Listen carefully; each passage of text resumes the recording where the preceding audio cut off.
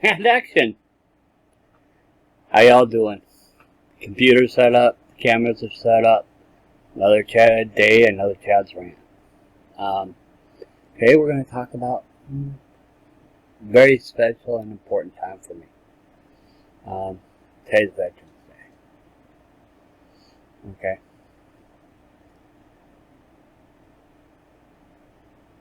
My life pretty much revolves around veterans.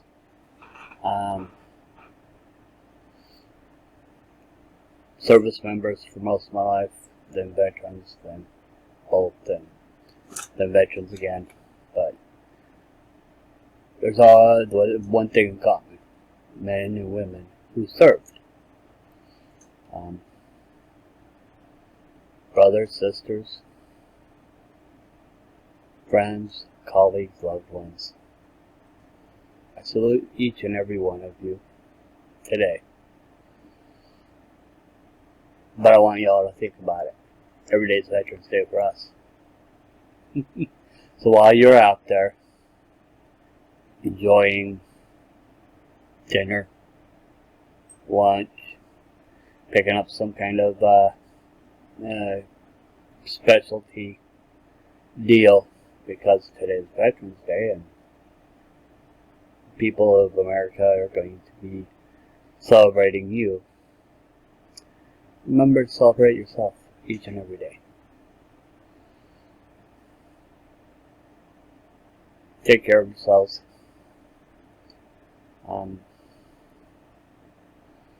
The largest population of homeless people in this country are veterans.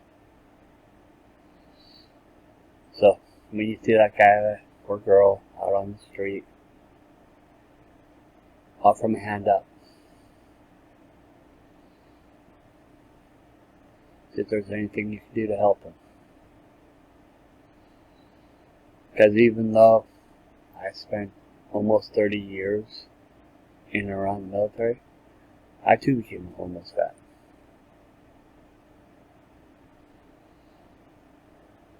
It doesn't take much for the mighty to fall.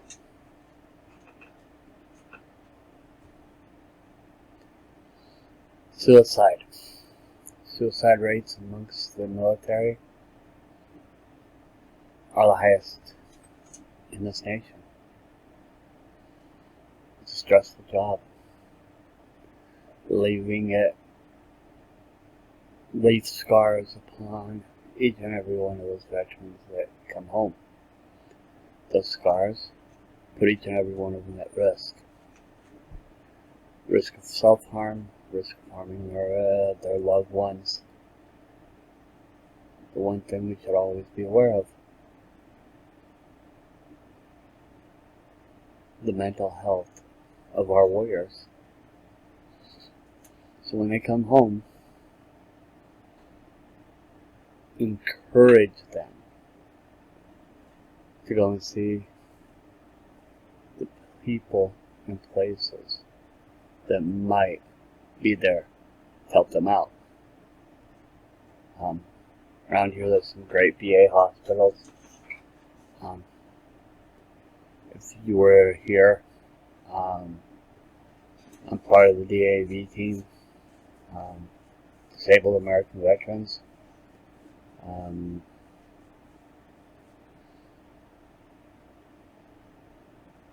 We all would volunteer to help you get to the right place and get you to the right people. And, if you're disabled at this time and, any of it might be service connected, we'll help you fill out the paperwork and get you started on the journey to, get you back on your feet. We're not going to leave you behind. You are our brothers, our sisters.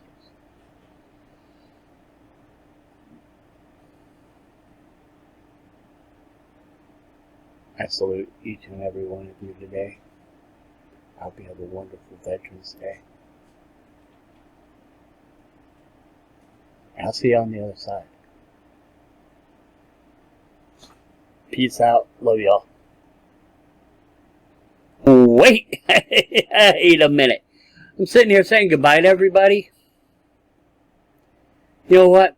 I forgot the part that I actually wanted to get on here and talk about. You know, Veterans Day being so close to me and so near and dear to my heart. I talked about Veterans Day and, you know, getting out there and, you know, doing stuff for your veterans. But I wanted to talk about some of the things that we do when we first become veterans. You know, years of service, places that we go, just the people that we meet, some of the excitement, you know, some of the heartache, some of the pain. You know, you went to Rwanda, it was misery. You know, if you were flying, if you were part of the airdrop missions, it's hard work. You know, you're sitting there packing up pallet after pallet, getting them set up. You got netting coverage. You gotta get your straps. You gotta get your parachutes hooked up. You know, so they can airdrop these things in. So you got airdrop rigging. You've got train rigging. You've got insertion training. You know, all kinds of different things. That's what makes you as a veteran. Whether you were an engineer, an aviator,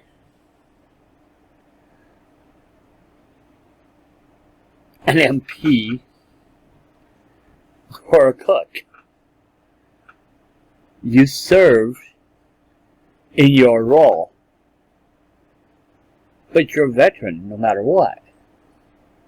Like I said, different strokes for different folks. We all got to do some pretty interesting and fun things. You know, like me, I got to go spend some time in North Carolina, Georgia, Fort Leonard Wood. For those of you who know it, Fort Lawson Woods. We have a good time. We have good memories. We meet a lot of people along the way. We lose people. You know?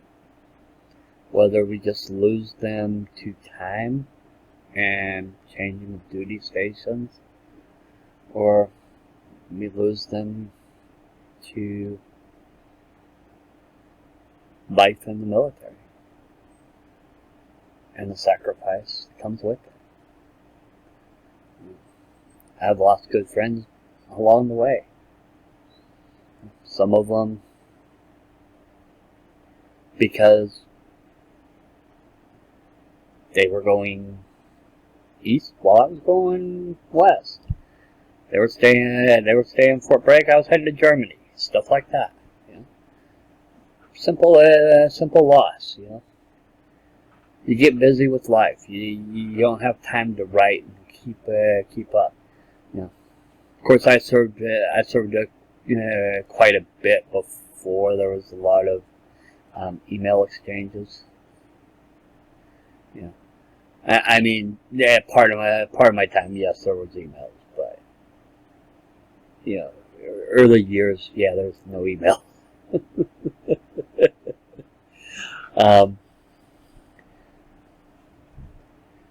I don't know. I guess that the war in Iraq and Afghanistan, you know, those two are the most recent, most modern wars. Yeah, okay, those people all have satellite imagery and satellite phones and internet that, you know, they're able to hook up and contact home and spend time with family, and you know, we get to take advantage a lot more of technology, which I think is good because it keeps those bonds for the soldier, for his mental health, for, you know, and I talk a lot about soldiers because, you know, I was in the Army, so soldier. You know, if you're listening to this and you're you're a Marine, jarhead. You can insert whatever term you want to, you know. Jarhead if you're a butthead, but if you want to, make fun of a Marine, you can make fun of a Marine too. Of course, they're going to make fun of you because you're in the Army. Yeah, so feel free if you're listening to this and you're from the Corps. I'm perfectly fine with you. Go ahead and mess with me. Yeah. But tell you what, Army generals are braver than Marine generals.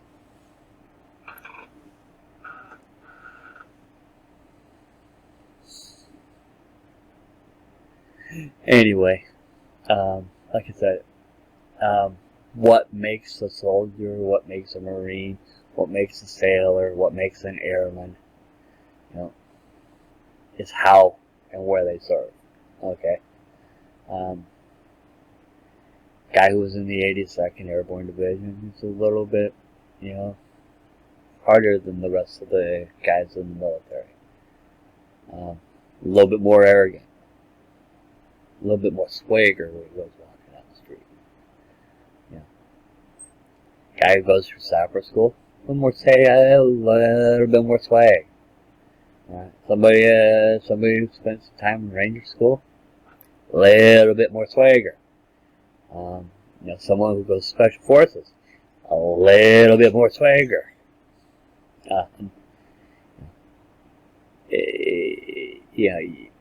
Somebody who's a tanker. Tankers, they got their own swagger. A tanker will give an engineer a hard time. An engineer will give a tanker a hard time. There's no loyalty about it being two guys in the Army. We got squad loyalty. We got platoon loyalty. We got company loyalty. We got battalion loyalty. We got brigade loyalty. It all depends on who we're dealing with and what we're dealing with. Who we're going to be loyal to. Okay. Now, I mean, if you're in the Army, you're obviously going to be loyal if you're talking to Marine, Airman, Sailor. You're Corps, Marine Corps before anybody else. Maybe ship before anybody else. So yeah, we were very tribal people. We stayed tribal. I think part of that whole military mindset is that we stay tribal. We stay tribal.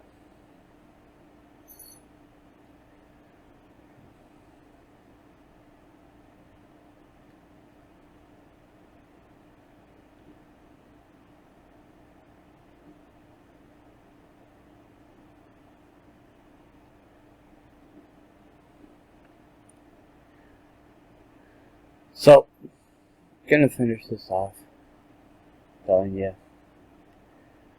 best time of my life was spent, probably, my military life was probably the time I spent on Fort Bragg. Longest time I spent, longest part of my military life, I spent in Germany. In Germany, I spent a lifetime there. Picked up the language, picked up a love of the culture. So, any German people out there, always have respect from this old soldier. And all you veterans, whatever your memories are, hold on tight to them. If you lost a brother along the way, remember them today. If they're still alive, or might still be alive, if you want, seek them out. We got this great thing called the internet. People are getting more and more in touch these days. People are finding people. So if you really start thinking about it, you want to talk to somebody, you can find them. But at the end of the day, it's on you to go out and do what you need to do. Alright. I love you all. This time it's really going to end. Peace out. Take care.